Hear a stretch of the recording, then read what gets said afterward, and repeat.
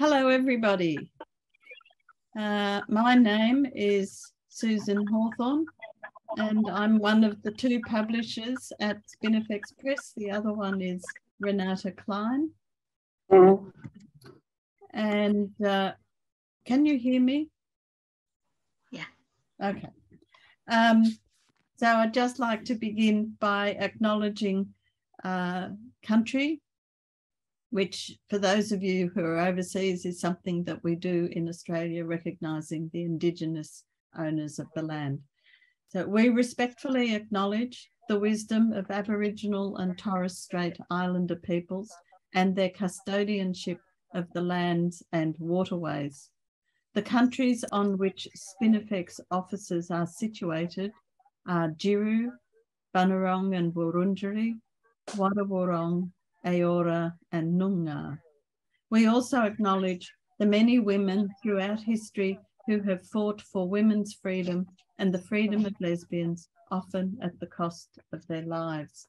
So it's really and truly a great pleasure to be here today to have the launch of Caitlin Roper's Sex Dolls, Robots and Woman Hating, The Case for Resistance.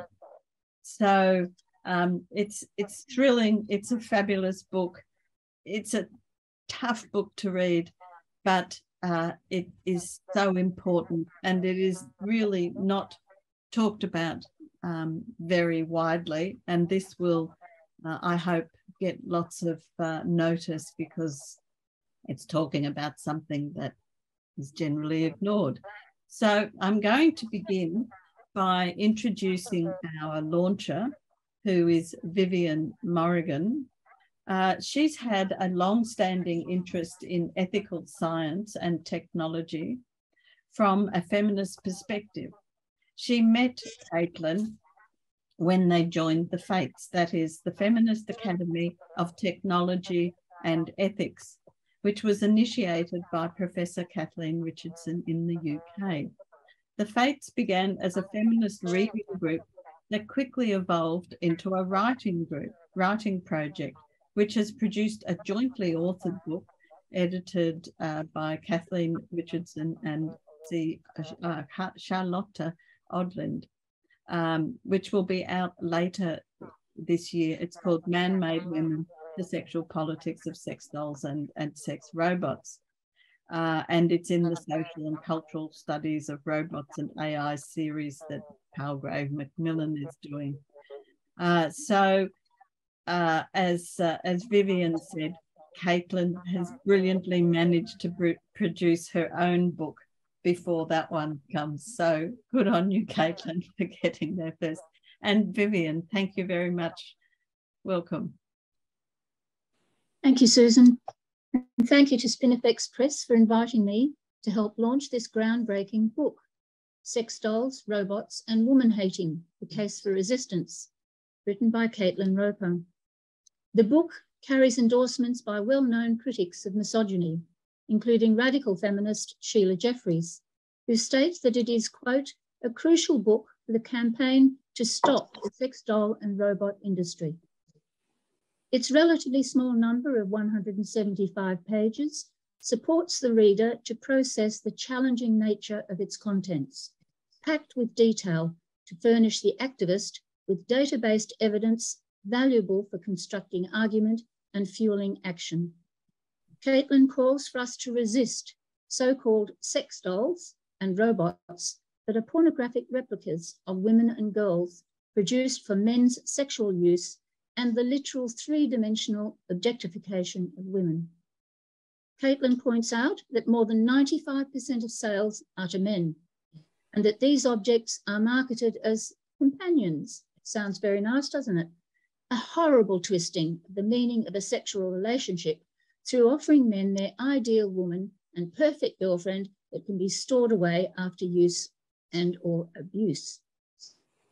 Advocates claim the development of sex dolls and robots should be actively encouraged and will have many benefits. In contrast, Caitlin shows how these technologies are certainly not beneficial to women. For some,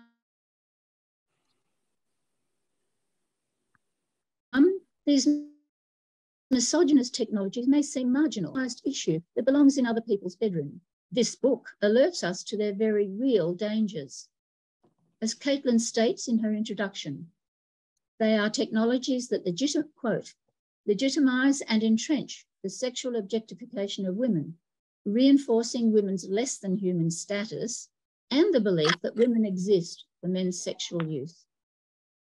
Sex dolls, robots, and woman hating begins with an overview of the technologies produced and not yet produced, but continually foreshadowed in this new branch of the sex industry.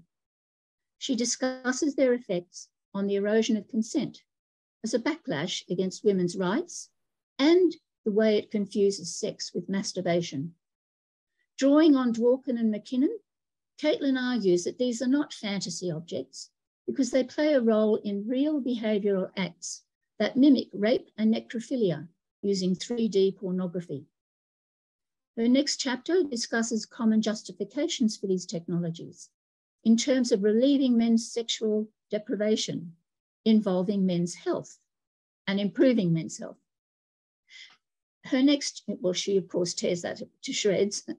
Her next chapter draws on Jeffrey's understanding of technology as a tool for terrorist acts against women, describing examples of sexualized aggression and violence used against these objects treated as women.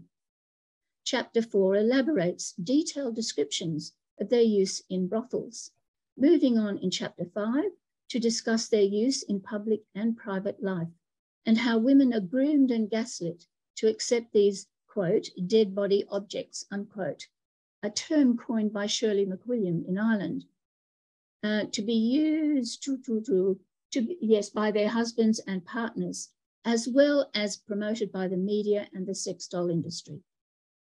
Chapters 6 and 7 detail the horrific recruitment of these technologies to serve the interests of paedophilic use and abuse.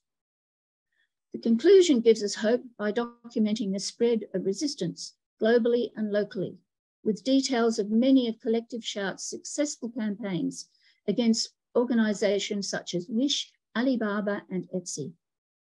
Caitlin concludes with a challenge to consider, quote, as a culture, we need to decide what we value and where our priorities truly lie.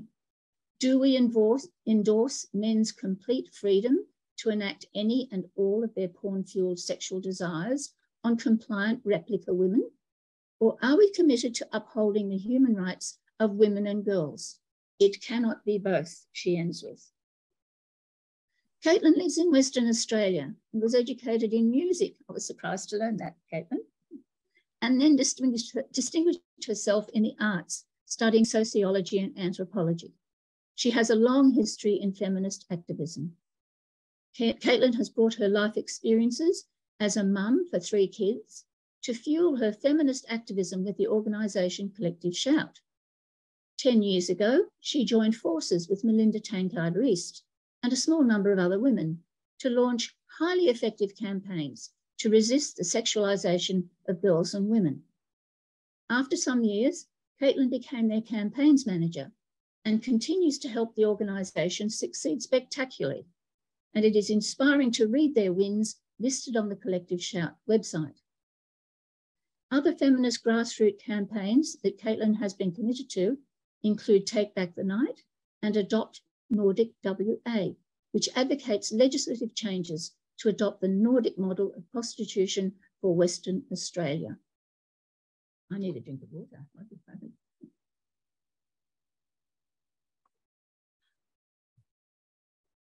Caitlin and I first met one-to-one online in a feminist Facebook group, and I see some members of it here, which is lovely to see, when she responded to a notice I had posted there offering interested women a copy of my notes taken at a webinar titled Sex Tech, Robots and AI, a Feminist Response. It was convened by Professor Kathleen Richardson at De Montfort University in Leicester, UK. It was held in the 4th of July 2020, and Caitlin, who was working on her PhD, a feminist analysis of sex dolls and robots, and working with Collective Shout, had been one of the speakers. Soon after, Kathleen Richardson invited me to join a group of women who were interested in developing a radical feminist analysis of sex robots under the auspices of the Campaign Against Sex Robots, or CASR, which she founded in 2015, quote, to warn against the dangers of normalizing relationships with machines and reinforcing female dehumanization. Kathleen has become internationally recognized as a feminist and academic leader of this abolitionist cause, and she recently renamed CASR the Campaign Against Porn Robots, CAPR, and I can share a website later with you if you wish. Caitlin and I then met face-to-face online when Kathleen brought the group together at a strategy meeting convened in July 2020 to read and critically analyse texts, including historically important ones by radical feminists, as well as other analyses, both critical and supportive of sex robots. You need to know your enemy. That reading group morphed into the FATES, the Feminist Academy of Technology and Ethics, and we've shared an exciting journey of intellectual discovery that has culminated 2 years later in an edited volume, which has already been announced, and which we hope will prove valuable for general consumption. As well as Caitlin and myself, other contributors to that book are Sheila Jeffries, Kathleen Lowry, an anthropologist at the University of Alberta, Canada, who was dismissed from her role as an undergraduate programs chair because of her gender critical views, Genevieve Gluck, a US-based writer, co-founder of Redux, creator of the podcast Women's Voices, and who is internationally recognized for her powerful gender critical analyses. In addition, there's Lydia Delisardo, an academic geographer from Spain, Shirley McWilliam, a lecturer in fine art at Ulster University Belfast, and Gail Beck in South Korea. We hope our book will be published by the end of this year, and we are very happy that Caitlin has beat us to the punch and got in there first, because it's a terrific book and it's very readable, although the contents can be hard to digest. Thank you. Thank you so much. That's great, Viviane. And it is a difficult book to read, but as you say, it is so thorough, and yeah, you can't argue against it. It's very well argued. So now I'm just going to sort of half introduce Caitlin, because some of the things I was going to say was Viviane's already said. But I've known Caitlin now for maybe 5 years, I think. Not quite sure when we first met, but I think I certainly heard about Caitlin before meeting her. She's the campaign manager at Collective Shout for a world free of sexploitation. And the things that Collective Shout have done is extraordinary. They've shut down things. They've taken wicked vans off the roads. They've had all sorts of horrible things taken off the market, and they also do a lot of work in schools.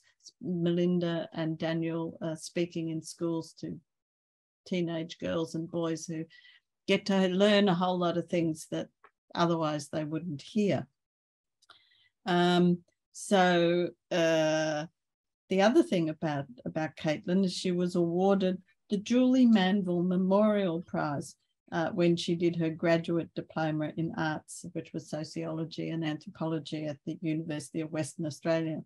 She's also written a lot in the media. She's had work published in The Guardian, ABC, Huffington Post, Sydney Morning Herald, Arena Magazine, and she's been on The Project, Dateline, Flashpoint, Channel 7 News, Channel 9 News, and Triple J Hack.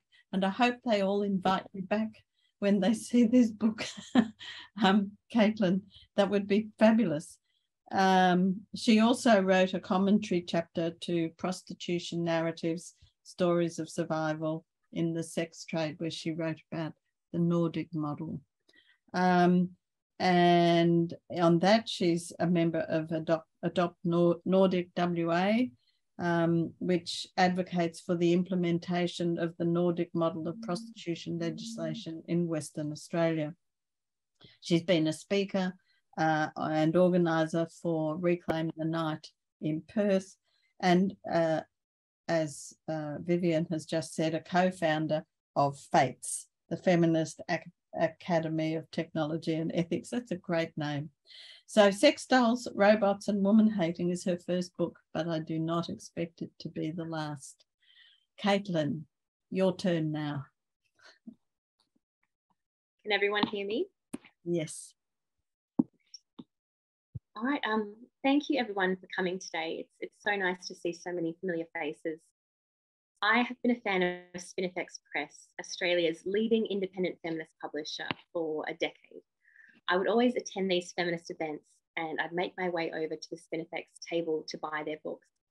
And as anyone who's been in my lounge room and seen my bookshelf can attest, there's a lot of pink. So having my first book published by Spinifex Press is a dream come true. Renata and Susan, I'm so grateful to you for believing in me and in this book. Thank you to the whole team, to Renata, Susan, Pauline, Rachel, and Marilyn. And thank you, Viviane, for agreeing to launch the book today. I'm so glad you said yes. To my incredible colleagues and dear friends at Collective Shout, you are the very best and you keep me going. Thank you, MTR, Belinda L, Lynn, Renee, and Daniel. Special thanks to MTR for reading early chapters and giving feedback, even as you were busily working on your own book. To the wonderful women at the FATES, or the Feminist Academy of Technology and Ethics. Yes, we love that name. To Kathleen, Shirley, Charlotta, Melissa, Lydia, Jo, and Viviane. You're all such brilliant feminist thinkers, and I've loved being able to read and discuss this topic and others with you and to learn from you all. So everyone look out for our upcoming book, coming soon, hopefully. To Caroline, Norma, and Emma Dalton, thank you for helping me to shape my ideas and for all your support. To Gail Dines, Sheila Jeffries, and Robert Jensen, thank you so much for your kind endorsements of the book. It meant so much to me to read them. To my friends and family, my kids who aren't allowed to read the book, and to Justin, your support and enthusiasm has been amazing. And just to everyone who has promoted the book or shared my work, thank you so much for helping to get the message out there. I really appreciate it so much. So I wrote Sex Dolls, Robots and Woman Hating to expose the inherent misogyny in the global trade in female-bodied sex dolls and robots for men's sexual use, and as a warning of the real-world harms to women and girls, which I'll outline tonight. Sex dolls and robots represent the literal objectification of women. They are premised on our objectification and dehumanization. They are objects to be used in place of women, embodied representations of women designed purely for men's sexual gratification, manufactured for the express purpose of being sexually used. They function as pornified replica women that are always sexually available. The belief that women are objects or interchangeable with objects, or that we exist to be sexually used by men, harms all women.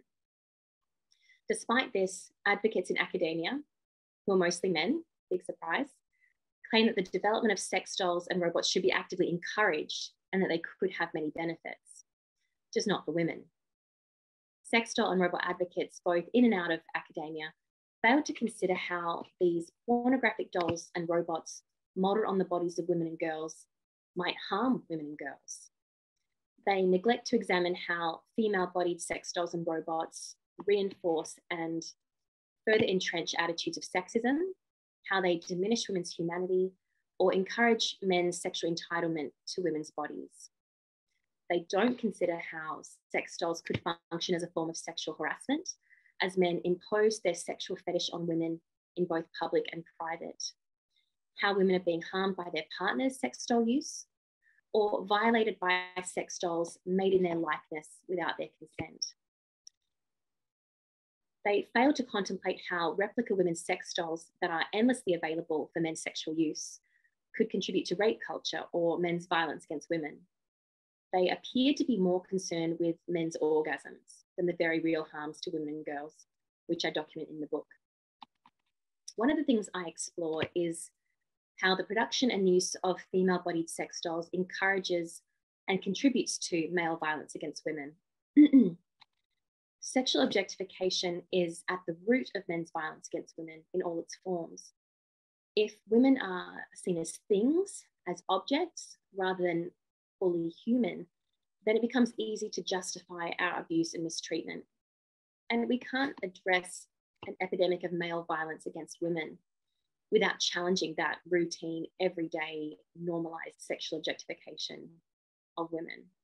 And sex dolls and robots made in the female form reinforce women's object status, this belief that women are less than human, that we exist for men's sexual gratification. So they're actually in direct opposition to efforts to fight men's violence against women. And they undermine our work to end male violence against women. I expose how men's access to female-bodied sex dolls and robots facilitates and encourages violence in a more direct way as well, with some doll owners using their dolls for violence. These men perform acts of sexualized violence, BDSM, and torture on their dolls, which they document through photos and videos shared to online forums. Men tied up their dolls. They used makeup to give the illusion of bruises after a beating and acted out scenarios of sexual slavery and predation on their dolls. Some said they used their dolls in preparation for sexual relations with women, practicing and fine-tuning their skills on the dolls. Defenders of sex dolls and robots claim that there's no harm in men's violence against a doll, that it's just a doll, so there's no victim, or even that they could function as a cathartic outlet for men and prevent their violence against women. But providing replica women for men to enact violence doesn't actually prevent violence. It is violence in and of itself. The violence isn't simulated, it's not a fantasy, it's real, and men are enacting this violence on a silicone body that looks and feels like a real woman. So they're having the experience of perpetrating violence against a woman, one that provides no emotional feedback. And this is reinforced by an orgasm and encouraged by other forum members. Having access to replica women to practice rape, violence, and abuse doesn't actually prevent men's violence against women. It's just an extension of it. Women and girls are also directly harmed by men's use of sex dolls. And I share the accounts of women whose male partners purchased a sex doll and their feelings of inadequacy and humiliation and distress as a result. These women felt that they couldn't keep up with their partner's relentless sexual demands and they just couldn't compete with a perfect, compliant pornographic doll. Many of these women felt powerless to object to their partner's sex doll. They described their heartbreak and devastation and feeling as though they were being cheated on, but also dismissed their legitimate objections because they felt they weren't allowed to feel that way. Some even prefaced their concerns by insisting that they weren't kink shaming and that they were really open-minded sexually. So this concept of kink shaming and the expectation that women should tolerate any and all of their partner's sexual desires, or else they're vanilla or prudish, that served to silence these women. And ultimately, the men's sexual preferences were rendered more important than the women's dignity or suffering. Sex dolls are also being made in the likeness of specific women without their knowledge or consent. Most sex doll manufacturers allow users to customize dolls to select the physical features of their dolls, like the body type, the skin tone, hair and eye color, and things like that. But some also make dolls modeled on actual women. One woman learned of a sex doll made in her likeness and given her name after the manufacturer posted a link to her Instagram account identifying her. Another learned about a sex doll made in her likeness after the man who created it sent her a message on Instagram, complete with photos, describing just how much he enjoyed using it. Doll manufacturers report receiving requests from male customers for dolls to be made in the likeness of women known to them, their mate's girlfriend, their next door neighbor, or a woman they have a crush on. And some men claim to have had sex dolls customized in the likeness of specific women. And the expression of misogyny here is really clear. It's about turning a woman into a sex doll against her will, the means to violate and humiliate and degrade a woman and assert his own dominance over her. I also devote 2 chapters to trade in child sex abuse dolls. And these are dolls modeled on the bodies of little girls, toddlers, and even infants, all marketed for men's sexual use. And I've witnessed some pretty awful things. I've seen child sex abuse dolls in the likeness of toddlers with dummies or pacifiers in their mouth. I've seen dolls that appear to be crying or distressed, dolls photographed in defensive poses, like with their hands kind of up protectively over their faces, childlike dolls that appear to be sleeping or unconscious to facilitate the embodied experience of raping and sexually abusing a sleeping child. I respond to claims from pedophile rights advocates that these replica children with penetrable orifices are sex toys like any other, or as they call them, fantasy sexual outlets. These men even claim that providing pedophiles with childlike dolls to enact their fantasies of child rape could prevent their abuse of children. But normalizing and legitimizing men's sexual use and abuse of girls doesn't prevent abuse, it just allows them to practice. Men who are found in possession of child sex abuse dolls are almost always in possession of child sex abuse material. I've been documenting this quite closely over the last year or so. So this is images and video of children being sexually abused that they have in their possession. So they're already sexually offending. And some even involve children known to them in their doll use by customizing dolls to look like specific children. There was a case earlier this year of a school teacher in Victoria who did this with images of his students. And there's also a service this is a service that a number of doll manufacturers are now offering, where they create a doll in the likeness of an actual child based on a photo. So the customer can send a photo of a child known to them and say, I want a doll that looks like this, and it will be created with penetrable orifices. I argue that child sex abuse dolls don't prevent sexual abuse. They just provide more ways, new ways for pedophiles to violate and sexually exploit children, even without having physical access to them. Now, after all that, I conclude the book with a bit of hope. My final chapter is about resistance, and it's about the women who are speaking out against this industry, their vital work and their victories. There's the campaign against porn robots, there's Collective Shout, the National Centre on Sexual Exploitation, or NCOSE, and the Feminist Academy of Technology and Ethics. So I've written about their activism, their campaigns to get child sex abuse dolls pulled from major online platforms like Amazon, Wish, Alibaba, Made in China, and the ongoing campaigns. So I wanted to expose the misogyny of this industry and how women and girls are already being harmed by it.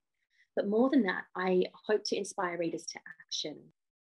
I want people to come away feeling more educated on the issue and just feeling equipped to speak out and to challenge the trade in sex dolls and robots, however that looks, whether it's lobbying government for new laws, calling on online platforms to stop selling the products, or even just challenging this narrative that sex dolls and robots are neutral or harmless or nobody else's business, or this idea they could prevent abuse.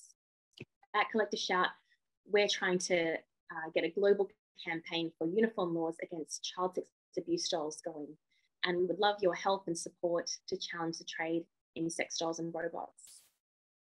I'll leave it there, but again, thank you so much to everyone who has joined us today and for your wonderful support. It really means so much. Thank you. Thank you very much, Caitlin. It is just an amazing book. I really can't say that enough.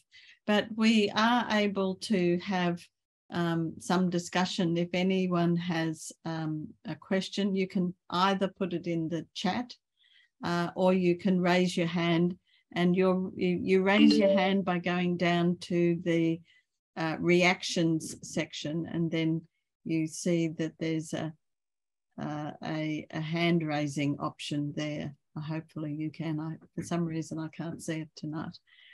So if anybody would like to say anything, or ask any questions, now is the moment, either by chat or by raising your hand. When you raise your hand, we'll be able to see it in the top left-hand corner, hopefully. Okay, nobody. I know, look, it's overwhelming. Renata.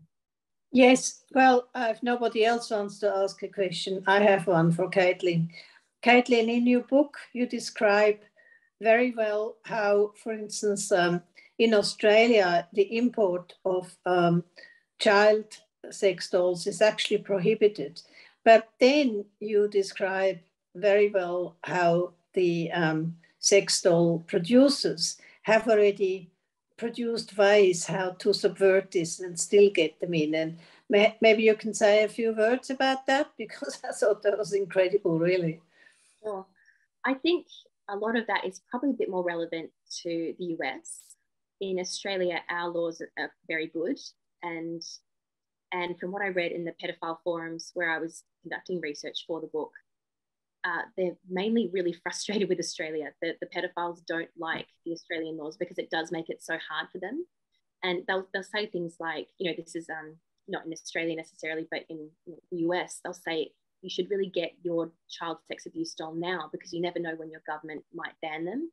So there is very much an awareness of the laws and trying to subvert them. But yeah, I mean, I do talk about some of the extreme ways that these men will try and get around the laws. And some of this is, you know, altering the dolls to make them appear less childlike, or finding ways to hide them, or to get around customs, or even not having it come with penetrable orifices and watching a tutorial so you can do that at home, just to get around customs. So they're really very committed to finding ways to get their child sex abuse dolls and to keep being able to do that even when there's laws in place. But I am quite confident with the laws that we have here in Australia. I think the only thing is how they're going to be policed. Because I know there was a case recently where a man was prosecuted for having a child sex abuse doll. And the question was, well, did he deliberately buy a childlike doll? Maybe he thought it was going to be bigger, even though he searched for, you know, small teen sex doll, like these are the search terms. The jury wasn't quite sure, so nothing really happened there. So it's really about how we police these things. Yeah, thank you very much. I just thought it was really interesting, like the ones who put breasts on the dolls when they're being sent, and then when they have them, their instructions about how to take the breasts off so they look like a child. It's really devious, all this stuff, isn't it? Yes, indeed, it is. So I know there have been a few comments in the chat, but I think that Caitlin just answered the question about the teacher in Victoria who made robots to the likeness of children. Was that the case you were talking about, Caitlin? So the case I'm aware of, there was a teacher who he had child sex abuse dolls, but what he did is, well, he did a couple of things. He had child sexual abuse material videos, and he digitally imposed the faces of his students onto the performers in the pornographic videos.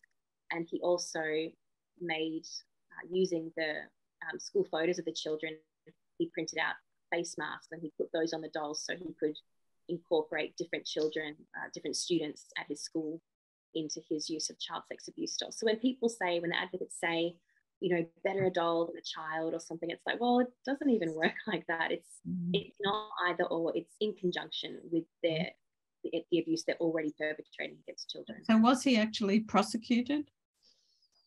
I believe, yes, he was prosecuted. I'm not sure the status there, if he's been charged or yeah, where things are at in the process. But yeah, he was definitely prosecuted. Okay. Caitlin, do you know whether there are sex doll brothels in Australia? There is one in Spain, apparently, which opened in 2017, and there are some others elsewhere, I think. Yeah, so I cover in chapter 4, I focus on sex dolls and the links between the sex trade, and part of that is looking at brothels around the world. And to my knowledge, there's not anything in Australia, again, to my knowledge, but there are quite a few that have popped up around the world. And what's interesting is it seems that many of these don't seem to last. There's these news articles and lots of discussion about these brothels, but then the websites don't exist anymore. The domain name is for sale, and the Facebook pages have been untouched for years. So I suspect that it's not actually incredibly profitable to run sex doll brothels, because it sounds like there's just huge turnover in the dolls, that the men treat them so roughly that they are damaged and broken, and it's not incredibly profitable. So that's my suspicion as to why they keep disappearing. Okay. There are other comments in the chat thanking you for an informative and disturbing book launch. Everyone probably wanted to go away and have some chocolate. Actually, the other thing I wanted to ask you about was you say in the book, what do you say when you're at a party and somebody asks you what you're doing? Yeah, that's fun. Tell us about that. No, basically how I sort of start the introduction is I guess just the being in that weird space where you're writing about sex robots and people want to make small talk. Oh, what do you do? And you're like, am I prepared to have this conversation? So, things that will come up on the school run or at weddings or at parties or with acquaintances. And you kind of judge a situation like, should I say this, or should I just say, I work for a non-profit? So just kind of judging the situation and whether people can handle it or how I think they're going to respond. And do I want to sort of, be at a sort of laid back social event and throw out the whole sex robot bomb? Rachel, you have a question for Kate. I do have a question. I'm looking forward to my book arriving. Caitlin, you must have seen some really disturbing things. And my question is more personally, how have you handled it? How have you coped? Because you can't unsee a lot of things that you do. How do you self-care? I'm not going to lie, there's a lot of chocolate involved. I think for me, as I've been researching for the book and writing the book, there's a lot of anger. Like I find things that leave me enraged, and especially even some of the academic justifications for these products, or just kind of the claim that they're neutral and harmless, and that women who object are just kind of moralizing or policing sexual practices and things like that. So there have been a lot of things that make me angry, and I've channeled that rage into writing. I've been like, I've just got to respond to this. So it's actually been helpful to be able to write and to get it out in that way. But a big thing for me, and this has always been the case, just even with my work with Collective Shout, and looking at some of the worst things humanity has to offer, and really dark things, and Pornhub and sexual exploitation of children. It's been so important to me to have my colleagues at Collective Shout to debrief with, having that safe space where I can debrief, I can feel completely supported, and we can share, and we kind of get it because we know what it's like to be exposed to these things. And yeah, I guess just I work with the most brilliant women there are, so having those women, having those people, and just being able to support each other, that's really what has gotten me through this work and through writing this book. It's the strength from the other women that I'm fighting alongside. There's a question here from Robin, but Robin, I can't see all of your question. So maybe you can ask it in person, about working in digital media and games technologies. Robin, are you there? Can you ask it? Yep. Hello? Yep. Hi. Sorry, yeah, that was like really long. Yeah, I was just curious, like I'm kind of coming towards the end of my PhD. Like I really love digital media and like technologies. I think like they can do like a lot of really great things. But I'm so frustrated with like the games industry and whatnot when you see platforms like Steam, kind of like similar to sex dolls. They'll have games that kind of feature childlike NPC characters and stuff. And within academia, there doesn't seem to be much pushback from this. So kind of when you were saying, like, especially a lot of male academics kind of support this kind of thing. I guess my question is, like, as a kind of early career researcher, like, kind of, do you have any advice for getting involved with other women to kind of look in and kind of team together to kind of challenge this dominant narrative? Like, yeah, I think you make a really good point just about, well, first of all, I guess the male-dominated nature of academia and the attitudes that go along with that. And I definitely saw that when it came to sex dolls and sex robots. And I was really quite staggered by what I was seeing. But I think for me, what has been helpful is being able to work alongside other feminist women in this space. So, for example, the Feminist Academy of Technology and Ethics, being able to come together with women. I think that there is a need for a feminist response to a lot of this technology because it's so limited in academia. There's just, it's really hard to get that perspective out there. And I guess, yeah, just so many male voices that don't see the issue with a lot of these things, that obviously aren't taking a feminist approach. So yeah, really, I mean, that's all I can kind of offer, is just to kind of find like-minded women and draw strength from them and work with them. It's tough. Yeah. Academia is a hard place to be a radical feminist. Very hard. Oh, there's another new message. Viviane, Robin, to everyone. Thank you. And there are some messages from Viviane about brothels that offer sex dolls and other things. So if you want to see those messages, you can scroll up and down the messages. Well, Renata, would you like to say some thank yous? Well, before I say some thank yous, I think I just want to comment on academia. And unfortunately, it's not just the men who are like that. Very often, because women are generally not in safe positions. And so I have seen women supporting the men just because they think they have to support them. And if they support them, then they get brownie points. And that is, it's very, very difficult to deal with. But there are an increasing number of women who just say exactly the same. Oh, it's really good to have sex dolls. And in fact, there has been an article on the Australian site, The Conversation, that written by 3 women that actually talk about a Netflix movie or whatever it is, or documentary, that actually where women have built a pleasure room. And the pleasure room is full of kink, full of BDSM. And they say that's fantastic. That's basically, the response that women never get to say what we actually like. So in other words, if you want to be with it and if you want to get pats on the back from your male colleagues, you have to say that you are sex positive and that you like kink and BDSM and a bit of joking, maybe. And I think that's very, very difficult to deal with, because when you then speak out, not just against the men, but against the women as well, that can be very difficult and leads to you being ostracized in the department. But obviously we have to do it. And the other comment I'd like to make, Caitlin, I really share your comment about anger and chocolate.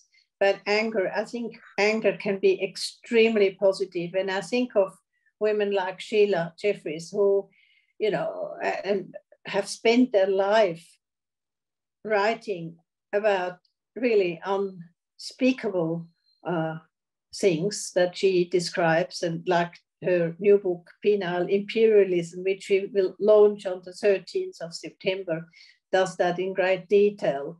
And I think, I can't speak for Sheila, but I'm pretty sure that she too would say that anger has actually really helped her to keep going. It certainly has helped me keep going.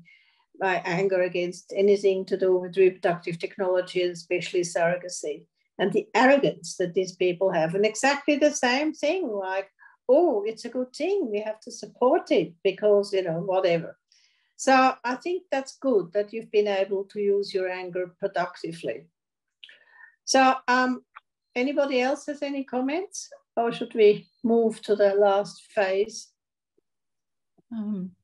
Nikki is making a comment about dildo use, but the sexual objectification context and politics are different. But I can't read the rest. I can only see a certain amount of writing on these chats for some reason. Doesn't want to move down. Hang on. Well, that it's promoted by the same sex industry and the same overall values. Yeah, that's quite true. Okay, all right. Thank you, Nikki, for that. What recourse do women and girls have if dolls have been made in their likeness? Oh, yeah. Can they get the police to charge them for that? That's actually a really good question, and I'm not 100% sure on the answer. But so far, from what I've read, not as much recourse as you might think. You think that'd be a pretty clear case of you could go and sue someone, but it seems as though it's quite a bit more complicated than that. So, I mean, there are a lot of companies that are doing this where they will say, okay, just to be safe, we won't do an exact copy of this woman. We might all just change the eye color or something. We'll make it 95% this woman, and then they can't sort of say anything because it's not actually them. Or they'll even, when it comes to like licensed characters, for example, they know they can't get away with that. So they'll change it slightly, or maybe they'll change the spelling of the name. They find these sneaky ways to kind of get around it. But question, I think it's something that's going to be more relevant, you know, as time goes on and the technology continues to advance, because it's going to be a bigger issue, and especially as the robotic dolls are more of an option, and sort of the deep fake options for voice as well. There's going to be a lot of complicating factors here that make things worse for women. So it's going to have to be something that comes up, and there's going to need to be new laws about this. Thank you. Okay, Renata. Okay, now no book ever gets done without a team of people, and we have a brilliant team at Spinifex. We have Marilyn as the office manager, we have Sharon as the warehouse manager, then we have Danielle, who's soon going to be the new Marilyn because she's taking over from Marilyn as the office manager by the end of the year, and she's already now a very, very good trainee manager.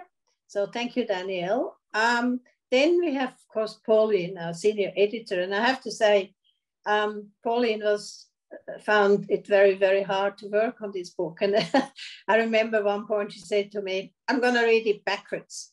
I'm just going to read it backwards. I just cannot read it one more time. I'm going to read it backwards.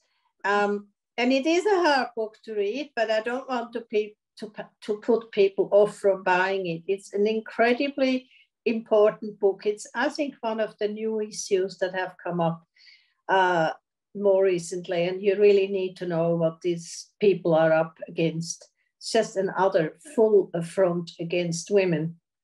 Then, of course, last but not least is Rachel, our wonderful marketing manager, with her very able assistant Dashi that I haven't actually seen today.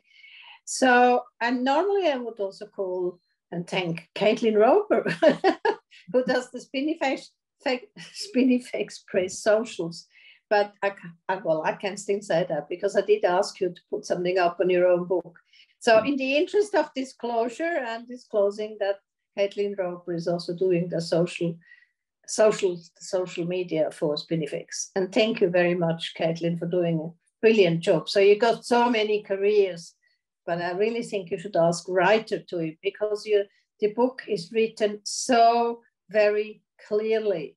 And I would find it so very hard to really speak up against it because you have got the arguments really, really thought out and written down in very accessible form. So it's a brilliant book. So thank you very much. And thank you everybody who has worked on this book and will work on this book, like Rachel with the promotion. And thankfully we don't have to read it from the back anymore because it's not done. Can I say that Dashi has now made an appearance on Rachel's good. app? Okay. And So also, just to mention the cover and the internals. The cover and the internals, thank you very much. Yes, the cover has been done by Deb Snipson, and it's a fantastic cover. Caitlin sent her a few images, and the first covers that you came up with were almost too brutal, even for us hardened women. We said, oh, no, we can't actually do that. It's like women hanging from meat hooks. So we thought, no, we can't do that. But this cover is actually quite beautiful in its own right. And just looking at the women's expression, I mean, the dolls, shouldn't say women, the dolls' expressions on the cover, it's really sad. There's a lot of sadness. Whoever came up with these dolls, somehow or other, must have had a lot of reluctance about this. It's quite subversive, actually. And then the internals, our books are set by Helen Christie, and she too is a mistress of her trade, really. And when we sent it to her, she always does a sample of which fonts to use, and we said it's really tough book, so it needs to be easy to read. So as you will see, the book has good margins and is easy to read, quite big font, so that at least you don't have to eat more chocolate until you can read the next line, because it's actually clear, very clear and accessible to read. So yes, they are also part of the Spinifex team. We're very grateful to work with such beautiful, wonderful professionals who always go the extra mile. When at 11 o'clock at night we find out that there's a typo somewhere, they go and fix it. It's fantastic. And of course, I also have to thank Susan, who does, of course, a lot of the invisible things like metadata. Now, our dog, Nala, and I, we always have to suffer a bit when it's a metadata day, because she's not a happy girl when she does that. But metadata has to be done, especially for our distributors overseas in the UK and in America. And just having battled with a website myself today, it just drives you absolutely bananas. But at least it's not sex dolls. So that's better. That's good. I will try and say that to myself tomorrow when I curse what I have to do. Okay. All right. Well, I think we've come to the end of this launch. And it's been a real pleasure. It's been a pleasure to listen to you, Caitlin. It's been a pleasure to listen to your launch, Viviane. And also thank you to all of the people who have sent in questions and contributed to the conversation. And if you know anybody who wasn't able to come this evening, it will be up on the Spinifex YouTube site fairly soon. And if you want to order a copy of the book, Rachel is now going to upload the share screen on how to order.